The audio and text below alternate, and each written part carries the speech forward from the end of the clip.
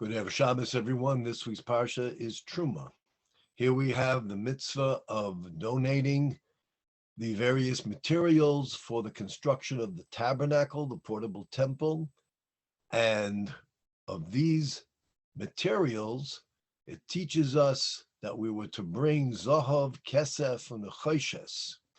We're supposed to give gold, silver, copper, various dyed wool, and a ram skin, and other objects, precious stones. And the Parsha begins by saying, Hashem speaks to Moshe, speak to the children of Israel, v'yikchu truma, take for me this donation. From every man whose heart motivates him and inspires him to donate, take this donation. And the next verse says, V'zosa truma, this is the donation, asher tikchu miyutam, that you shall take. So the Kli Yakar notices that 3 times it mentions that there will be a taking of this donation, 3 times. The first 2 are mentioned in one pasuk, in which it says, take the donation. From every man whose heart inspires him to make this donation, take the donation. The taking precedes the donation.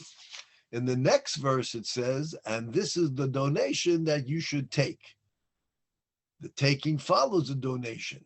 Nothing in the Torah is by happenstance. There must be a reason for this. Indeed, the Kli Yakar says there are 3 levels of donating.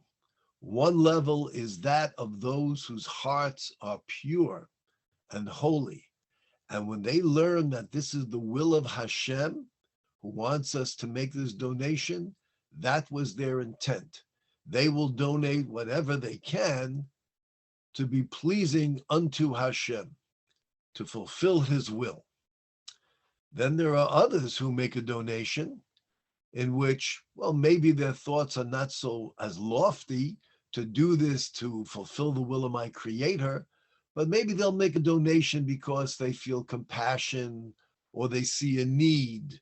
Nevertheless, they are inspired to do so, even if it's for ulterior motives. And then we have those who really are not so inspired to make any donation. However, they don't want to be left out. They don't want to suffer the humiliation of not participating, so they will also give when asked. And he says this is what the Torah is alluding to. In this first verse, it speaks about asher yidvenu libo, those whose heart inspires and motivates them to give. So therefore, we don't have to ask them well when they're ready, but rather they are ready. All we need to do is to come and to collect the donation. The first one, it says, the yikhu truma, take for me what they're donating, meaning that these are the people who are making the donation because they want to do it for me, for Hashem's sake. They are ready. All we need to do is take. Then it says, from those whose hearts motivate them, we should take the truma. They're motivated maybe not to do it for the sake of just satisfying Hashem, for Hashem's mitzvah, but because they realize that there are needs and there are those less fortunate and there are necessities, so they will do it, and we come and all we have to do is take. The next verse speaks about those who really are not so interested in making the donation. But the Zosa Truma, this is the Truma that they are setting aside, the donation that we can now take. Why and what does it mean they're setting it aside? They're setting it aside because, not because their heart is motivating them, or because they are seeking to be pleasing in the eyes of Hashem, but they don't want to be left out. They'll also participate. These are the 3 levels. So we need to ask a question and say, certainly a person is motivated by compassion, person who wants to fulfill the will of Hashem, that's beautiful. But if a person is not so motivated. Why is it so terrible if they don't make donations for the tabernacle or the temple? They don't feel it. They don't feel that this is that important. Maybe if somebody's starving or whatever, they'll help them. Somebody has physical needs. But to make a donation for the tabernacle, gold, silver, copper, precious stones, is it that important? To make a donation to support the synagogue, to support the Torah study, to support Jewish education, is it that important? I mean, it's not like people are starving. This Kli Yakar explains that we have no idea the importance and the effect and the benefit for us to have the temple, the tabernacle, and as an extension, to have God's sanctuary of his synagogues and his Torah being perpetuated from generation to generation.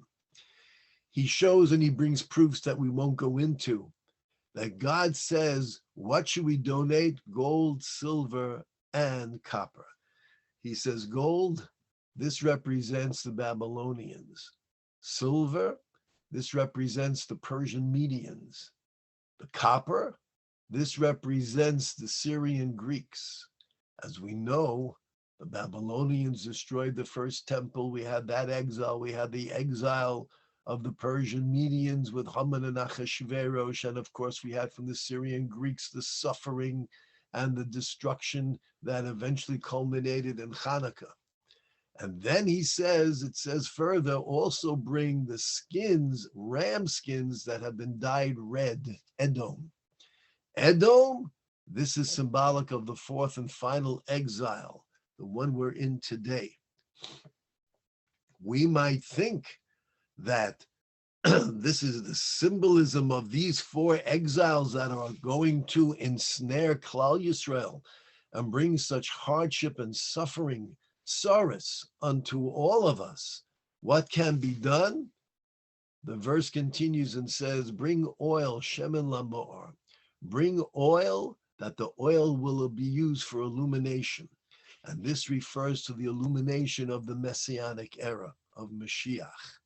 And that there will be an end to all of our suffering, and there will be a realization of the magnificent utopia that Hashem has in store for us.